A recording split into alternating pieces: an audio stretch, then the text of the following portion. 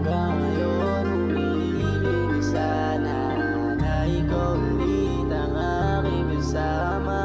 Bigyan mo ulit ako ng tsansa na maibalik ang relasyon natin dalawa. Kasi nasanay akong nandito ka sa'king gabi, nasanay akong katabi ka tuwing gabi, nasanay ako